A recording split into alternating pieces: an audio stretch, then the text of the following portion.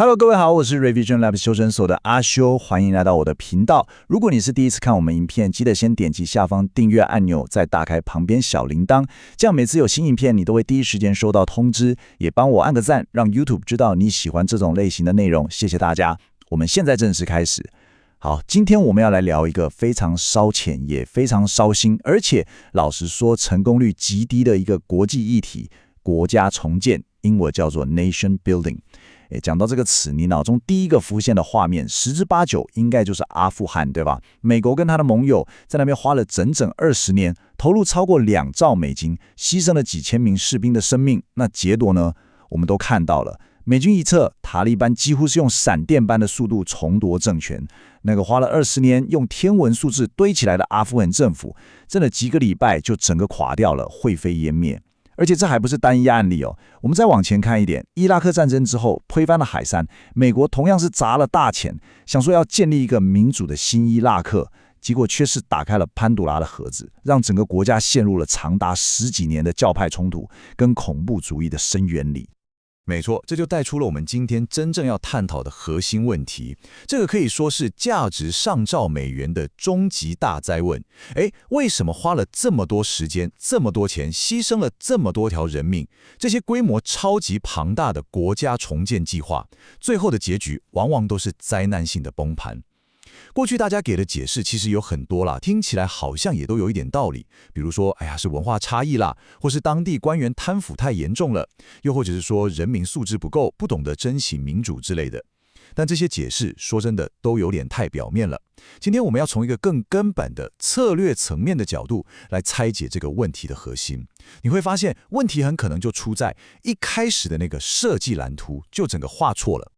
其实过去这几十年来，国际强权在介入一个战乱国家的时候，心里都有一套看起来非常合乎逻辑，可以说是无懈可击的标准作业流程，就是 SOP 啦。这套流程就像是一份 checklist， 一个待办清单，你只要照着上面的项目一项一项打勾，好像一个全新的民主的稳定的国家就能从一片废墟中像变魔术一样诞生出来。听起来是不是真的很美好？但魔鬼就藏在这一份看似完美的清单里面。好，我们今天分析的第一个重点就是这个所有失败计划背后那个最核心的错误观念，我们可以称之为白纸谬误，英文叫 blank slate fallacy。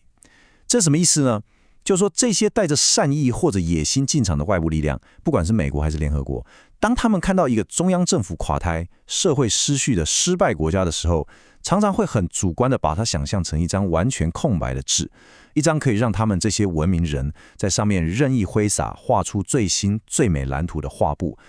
但就是这个核心假设，这个以为自己面对的是一张白纸的傲慢，成了所有后续灾难的根源。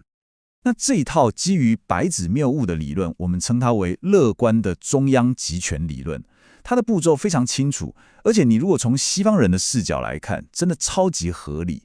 第一步，先进驻一支强大的军队，把所有还在打仗的家伙全部压制住，建立起基本的安全秩序。这没有问题嘛，对吧？没有安全，什么都不用谈。第二步，赶快，通常是在1年半载之内，办一场全国性的大选，让所有国民1人1票选出一个新的总统或总理，赋予这个新政府所谓的民主正当性。第三步，以这位新选出来的领袖为核心，帮助他从零开始建立全新的中央政府机构，像是国防部、财政部、内政部这些，然后再训练一支效忠于这个新中央政府的军队和警察。你看这3部曲听起来是不是超级完美？既有效率，又符合普世的民主程序，根本就是国家重建的 SOP 教科书啊！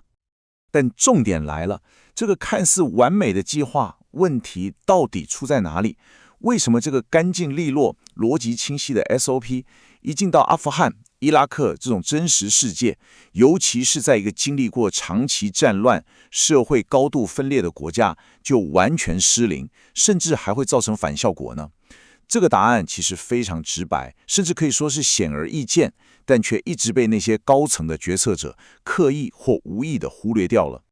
关键就在这一句话：一个失败的国家从来就不是一张白纸。当一个国家的中央政府垮台，陷入所谓的无政府状态时，你以为社会就变成一个人人互打的黑暗丛林吗？其实根本不是。人是社会性动物，没办法在真空里面生存。在国家机器失灵的时候，人民为了活下去，为了保护自己的家人财产，就必须寻求在地的保护跟秩序。那他们会依赖谁？当然就是那些在地方上真正掌握实权的人啊，可能是地方上的部落领袖、德高望重的宗教长老、某个宗族的话事人，甚至是拥兵自重的军阀。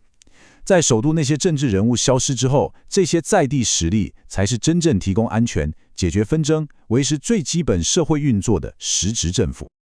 所以白纸谬误最大的问题就是他太天真了，以为办一场全国大选就能在一个完全没有信任基础的社会里面凭空创造出全国性的信任。你想想看嘛，在一个像伊拉克这样由逊尼派、什叶派和库德族构成的国家，你办一场全国大选，结果会是什么？人口占多数的什叶派自然会投票选出他们自己人当总理，那逊尼派跟库德族的人会怎么想？他们肯定会觉得完蛋了，这个新政府只会照顾什叶派，我们肯定会被清算、被边缘化。所以你看，这个新选出来的国家领袖，从他上任的第一天开始，他面对的根本不是全国人民的拥戴，而是另外两大族群深深的敌意和不信任。国家不但没有稳定下来，反而从一开始就埋下了内战的种子。这个所谓的民主，反而变成了分裂的催化剂。OK， 既然从上而下的中央集权模式不但行不通，甚至还有害，那有没有替代方案？当然有。这就是我们今天要谈的核心解方，一个由下而上的去中心化的重建蓝图。这个思路完全是反过来的，它不从首都的总统府开始，而是从最基层的村庄、部落和社区开始来着手。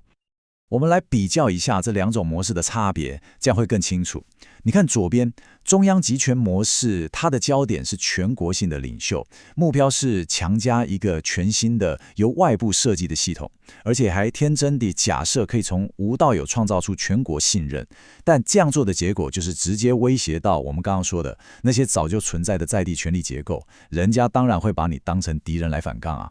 而右边去中心化的模式，它的焦点是地方领袖，它不是要强加新系统，而是跟既有的在地系统进行谈判协商。他认为全国的信任必须先从地方一个一个的信任累积起来才行。最关键的一点是，他不是把地方领袖当成要铲除的障碍，而是想办法让这些地方头人在新的国家体系里面也分到一杯羹，让他们觉得，支持这个新政府对我也有好处，我没必要跟你对着干。这就是把敌人变成伙伴的关键。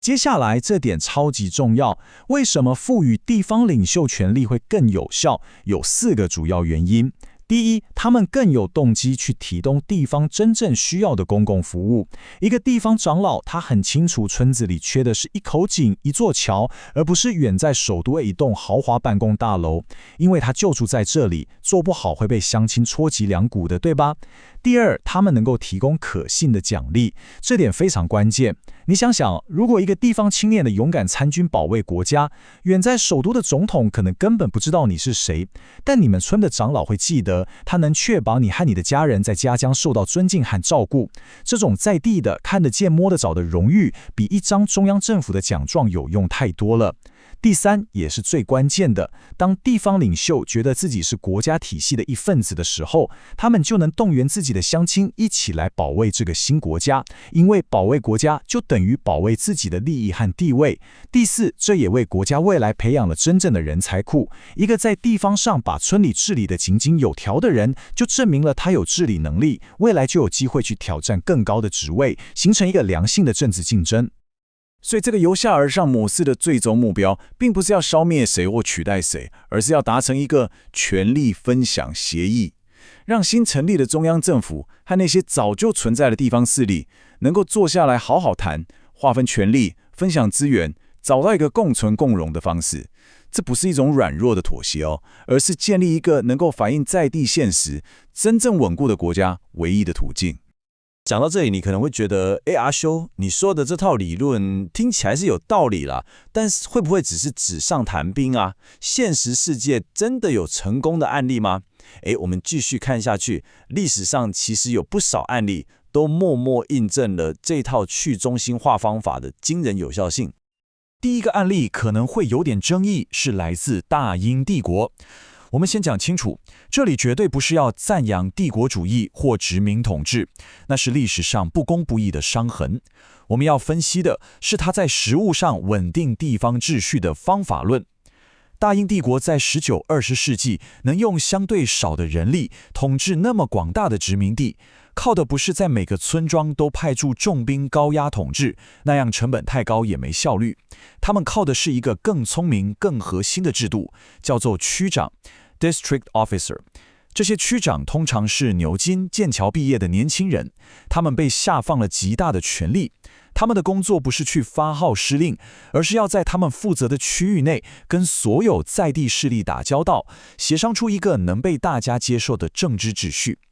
当年一位叫卢吉的总督就把这套系统的精髓总结成3个原则：第一，权力下放 （decentralization），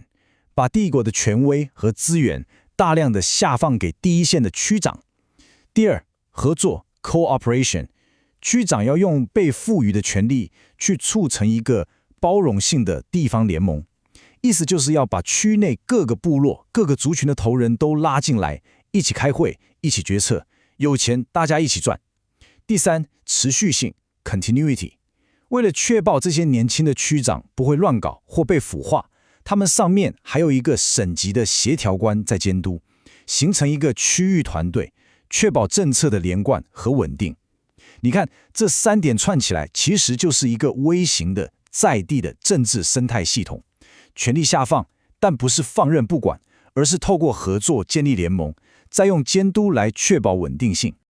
所以你看，这个区长的核心工作，真的不是像个长官一样拿着大声公对当地人发号施令，而是要坐下来，摊开地图，去聆听，去谈判，去建立地方联盟。他们是帝国派驻在地方的耳朵跟触角，必须要了解当地错综复杂的权力关系、历史恩怨，然后在其中穿针引线，扮演一个仲裁者和协调者的角色。好，我们再来看一个更近代的例子啊，这次是来自美国在越战时期的一个昙花一现的尝试。在1962到1964年之间，美国在南越成立了一个叫做农村事务办公室的机构。这是一个非常有远见的计划，它试图用去中心化的援助方式，从农村来赢得民心，帮助南越建立稳固的地方治理，来对抗越共的渗透。有趣的是，这个计划的共同创办人之一，一个叫 Bert Fregoli 的人，在1950年代，也就是他来南越之前，其实就在台湾待过。据说他在台湾协助执行土地改革和农村发展的经验，对这个计划的设计很有启发。这个农村事务办公室是怎么运作的呢？它打破了传统援助都由中央政府层层下发的模式。首先，它把援助资金直接下放到各省的美方代表手上，然后他们用这些钱作为一个诱因或润滑剂，去鼓励由中央指派的官员和地方上真正有影响力的村庄领袖坐下来一起合作，共同推动地方建设。它的目标就是一个省一个省地慢慢把国家的政治基础给建立起来。但真正的悲剧也就在这里，这套系统搜集到了第一手情报，堪称是当时美国对南越战场最真实的理解。但当时在华府跟西贡的高层决策者，像是国防部长麦纳马拉，他们完全忽视了这些来自田野的声音，他们宁愿相信军方那些冰冷的击杀数字跟乐观报告。最终，这个极具潜力的计划就在华盛顿的官僚斗争跟傲慢之中被亲手扼杀了。一个可能改变越战走向的机会就这样没了。好了，综合了理论的拆解和历史案例的血泪教训，我们终于可以来勾勒一个新的、更有效的国家重建蓝图。而这个新蓝图的核心角色，就是一个现代版的区长，我们姑且称之为地方稳定官 （Local Stabilization Officer）。这个现代蓝图有3个关键步骤，而且顺序非常重要。第一步，在任何大规模军事行动之后，第一时间就要派遣一整个团队的地方稳定官进驻到全国各个地区。记住哦，不是先选总统，而是先派这群人下去扎根。第二步，赋予他们实质的权利，特别是资源分配的权利。他们可以直接决定要把援助资金、工程合约给哪个愿意合作的地方领袖，用来奖励合作，惩罚不合作。第三步，也是最关键却最常被忽略的一步，必须建立一个制度，强制要求首都的最高决策者在做出任何重大政策决定前，都必须整合这些地方稳定官搜集到的政治情报。简单来说，这些地方稳定官他们的角色是一个双向的沟通管道。他们一方面把中央的政策跟讯息带到地方去，但更重要的是把地方的真实情况、民意还有潜在的冲突原封不动地带回给首都的决策者。他们不是传统的援助人员，也不是士兵，他们是政治上的神经末梢，负责感受地方最细微的脉动，感受地方的痛苦，避免它演变成整个国家的致命危机。这句话可以说是整个新蓝图的最高指导原则。所有关于任务目标和战略的重大决策，都必须依赖来自第一线团队协调员的指导。你思想一下，2003年美军进入伊拉克后，当时的美国最高行政长官布雷默在绿区的办公室里面做了一个被后世公认是灾难性的决定，解散伊拉克原有的数十万军队。如果当时布雷默的决策按照我们的蓝图，必须先征询派驻在伊拉克各省的地方稳定官的意见，会发生什么事？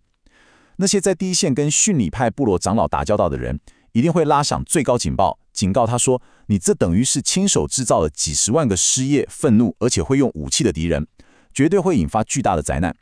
历史可能就会完全不同了。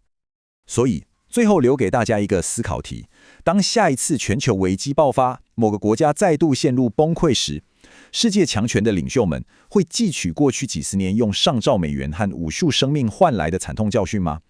他们会选择再一次从上而下强行推动一个在白宫或联合国总部里面看起来很完美，但注定失败的计划，还是终于学会了谦卑，愿意弯下腰，从下而上，一步一脚印的去倾听、协商和重建呢？这个问题的答案将会决定下一个阿富汗或伊拉克是否还会重演。好，我们来快速总结一下今天的重点。第一，传统国家重建之所以失败，最核心的原因就是犯了白纸谬误，以为可以从上而下强加一个全新的中央集权政府，结果呢，就是忽略了在地的权力结构，引发了更深的不信任和冲突。第二，我们提出了一个更有效的方法，由下而上，关键在于承认、尊重，甚至赋权给地方领袖，把他们从潜在的敌人变成新国家的合作伙伴。最后，我们提出了一个新的实践蓝图，核心就是派遣地方稳定官。他们就像神经末梢，作为中央和地方的双向桥梁，确保来自第一线的真实情报能成为国家最高决策的依据，避免高层再犯下像解散伊拉克军队那样的致命错误。今天的内容就到这边。如果你觉得这期有帮助，记得马上点赞、加订阅、加开启小铃铛。我们正在冲订阅，需要你的支持。我是阿修，我们下次见，拜拜。